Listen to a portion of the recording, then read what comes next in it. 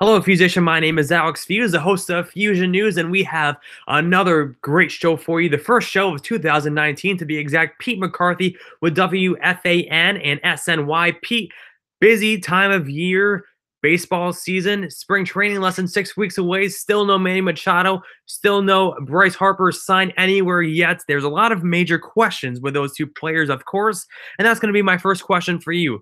The Mets, well, they got Robinson Cano from the Seattle Mariners, and there have been rumored to trade away some possible big starters in the rotation. Nothing confirmed yet. We'll see what happens before spring training rolls around. But my first question has to be, all right, let's look at Bryce Harper quickly. Where do you think Bryce Harper is going to end up? Yeah, that's the $100-something million question right now with both Harper and Machado sitting out there. And what's amazing to me is, teams have made excuses to not go big on free agents in recent years because, the back end of the contracts and, players don't age as well as maybe they did 10, 20 years ago when performance enhancers were part of the game. But these are two players, 26 years old. They're on Hall of Fame paths. If you give them a 10-year contract, you have them through age 35, 36, when they should still be solid major league players at the very least. So I am stunned that there aren't more teams jumping in on these two players. And they're not perfect players. We've heard all the knocks on Machado with the lack of hustle and some of the issues that he had in Los Angeles in the postseason, some dirty plays over the course of his career. Bryce Harper, at some points you could point to a lack of hustle, certainly down the stretch this past year when the Nationals were out of it. And just his personality and how it would fit different places. But, look at what these guys have done in their careers. Look at the talent that they have. Look at the fact that Manny Machado can play an up-the-middle position for you and hit 30-plus home runs, and they still have their prime coming up. So I've actually been disappointed that there haven't been more teams involved here. We know for Machado, it's strictly the White Sox, Phillies, and the Yankees as of now. And then Harper's market, really, even with the reports, it's a little unclear what that might look like. It might be the same teams. Maybe you could throw in the Dodgers. At the end of the day, I think you see Machado end up with the Yankees and Harper ends up in Philadelphia. And I think Harper would be a great fit in Philly. I think he fits that town, and he would make the Phillies extremely dangerous in the National League. Well, Pete, you bring up the great point about them being in their prime. It's not like these guys are, 32 years old and are asking for a 10-year deal, $400 million. This is their prime. And I feel, okay, maybe Bryce Harper ends up either Chicago, the White Sox, the Phillies, sure. But I've said this for many months now. I think the perfect place would be Tampa Bay. But I feel the Tampa Bay Rays aren't going to spend the money, and they aren't really in the talks, but they should be. But I think worst comes to worst, I think Bryce Harper ends up back with the Nationals. What are your thoughts on that? That's certainly a possibility, and their owner, Ted Lerner, said in a radio interview last month that they made their offer and they didn't expect them to come back. But recently, the reports have been that the Nationals are willing to buck up more than the $300 million offer they had a few months back at the end of the regular season that Harper apparently turned down. So you could certainly see the Nationals getting back into it. One thing about the Nats, they spend, and they're looking to win now. They haven't won a playoff series yet. You have an owner that, is getting up there in years. He wants to see the team win. And I remember seeing it with the Illiches in Detroit, where you have an owner who just wants to see the team win. You can't bring the money with you into the afterlife. So if that's what's going to make you happy in your later years, you spend for it. If you take a loss on the team, year to year, so be it. And I think the Nationals, maybe they're starting to get into that situation.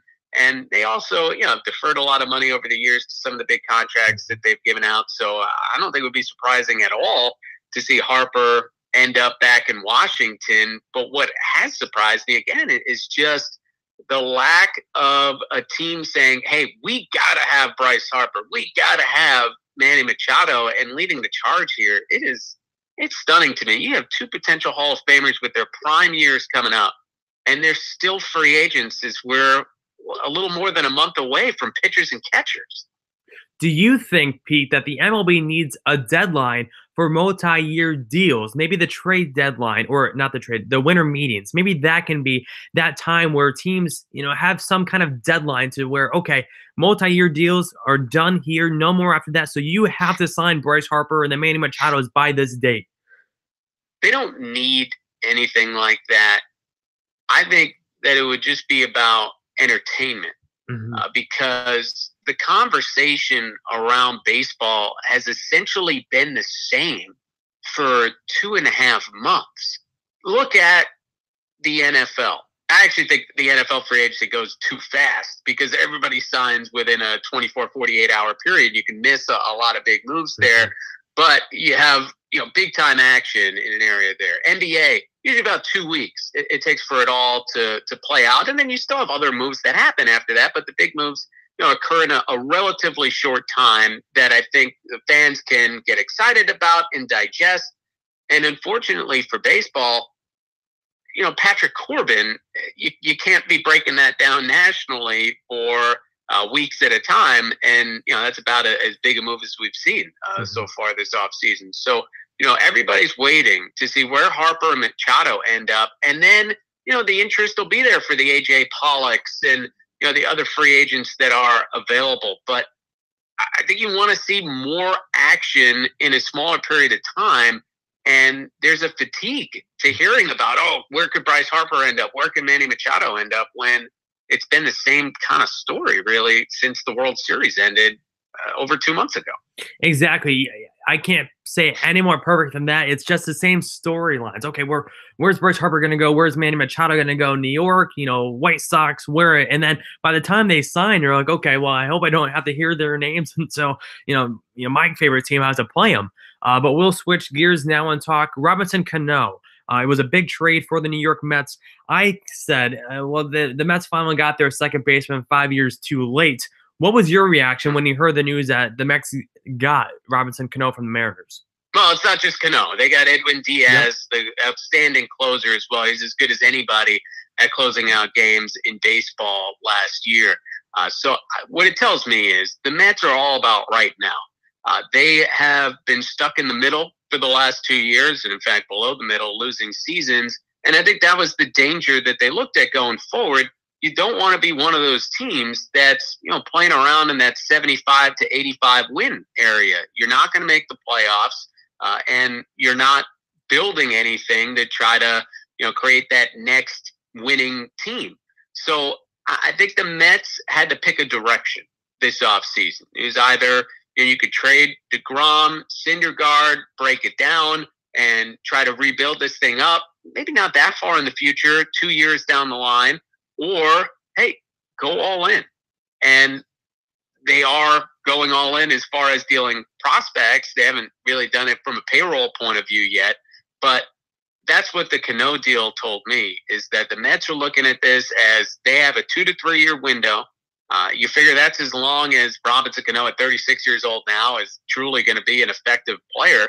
So that's your window. That's what you're looking to do. Win these next 2 or 3 years. It's why they included a Jared Kelenic, their first-round pick this past year, as part of that trade with the Seattle Mariners. They could explain some of the moves they made this weekend as well. And that's their focus, to try to get out of that middle area and become a true division contender in an NL East that, as of now, is open, but that could change depending on where Machado and Harper end up. Yeah, if you're the Mets and Bryce Harper signs back with the Nationals, it's a complete different conversation within that division. So if you were the Mets general manager for one day, what would you do? Well, if it's today, I think they still need to go out and get a left-handed reliever. But they also need a bat. And that's where I wonder if they're going to be able to pull that off. They traded for Keon Broxton this weekend. He hit 20 home runs 2 years ago, got lost in the shuffle in Milwaukee last year, spent most of it down in the minor leagues. But you can't be depending on him to be an everyday player. You can't depend on Juan Lagares to be an everyday player, in my opinion. And Lagares has just been too banged up over the years and has never come around as an offensive player, though he's shown glimpses. So to me, I'd like to see the Mets add another key bat to that outfield. Now, I don't think it has to be a center fielder with Broxton and Lagares in the mix, but maybe it's an Adam Jones. just another piece that could hit somewhere between 2 and 6 in this lineup. And I think offensively, they'll be in a pretty good place if they could pull that off. And you could start to squint and see them, right there in the mix with the Nationals, Phillies, and Braves in the division. Mm-hmm. Pete, we'll switch gears now and talk about the career of sports broadcasting, something you and I have a passion for. And I have to ask you, what has been some of the best advice you have received regarding this career of sports broadcasting yourself? My best advice. I've received a lot of good advice over the years. I just know, two things are key. You gotta get reps. You gotta do it as much as possible, and it doesn't necessarily have to be on air. If you're just talking sports with your friends, it gets the blood's flowing and gets you thinking along that path. But yeah, you need to get and find opportunities however you can, whether it's starting a podcast or whatever. It doesn't matter who's listening. It's just the act of doing it that's important. And the second part is just making sure you're always prepared. And that's sometimes easier said than done, but that's the backbone of everything. Just like, I can tell you, you've prepared for this interview and you have an idea of how you want it to go. You have to be able to do that with everything, whether you're doing play-by-play for a game or a 3-hour talk show. You better know where you're going to go next and be able to set those things up. So, just two of the real basics of what it's all about. Well, Pete, to wrap up this interview, this is one of my favorite questions to like to ask someone that has a passion for baseball and loves baseball. And I've asked this to a couple of people in the business, or they were in the business. If a 15-year-old kid came up to you and said that they don't get baseball and it's boring, what would you say to them? It's interesting because, some of it is probably generational, right? Like I grew up, where baseball was the entertainment. That was what was on TV. It wasn't distracted by phones. They didn't have, Candy Crush available at a moment's notice. So, to me, baseball just always clicked. I don't think that there is, some deep secret to how to enjoy baseball or how to enjoy sports. There's a lot of thinking in it, but it's probably not for everybody. If a 15-year-old told me they hated baseball, I'd probably say, well, what sport do you like? And kind of go from there. But to me, different strokes for different folks. If someone doesn't like the game, doesn't get the game, so be it. I definitely agree, and it's funny because you're over at the Fan now, and I'll tell you a quick story. I was grounded for 2 weeks in the 7th grade, and I couldn't watch any TV. So I turned on the radio and I started listening to John Sterling, the voice of the Yankees. And ever since then, I fell in love with baseball, and I've been listening to John ever since then. So I always have high hopes for people getting involved in baseball. It's a great sport as well. I love it. And it's once again, thanks again for coming on today. I greatly appreciate it. And where can the Fuse Nation follow you on social media and follow along with you throughout the baseball season? I appreciate all that, Alex, and thanks so much for having me on. You did a great job. Thank you. Thank you, Pete. I greatly appreciate it.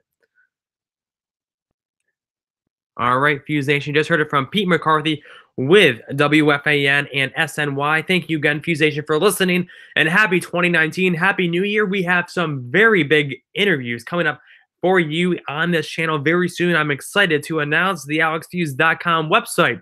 So be sure to go to AlexFuse.com for all your latest updates here on this channel. And I will be announcing more interviews coming up very soon. Thanks again for listening. And I will be seeing you very soon. Thanks for watching.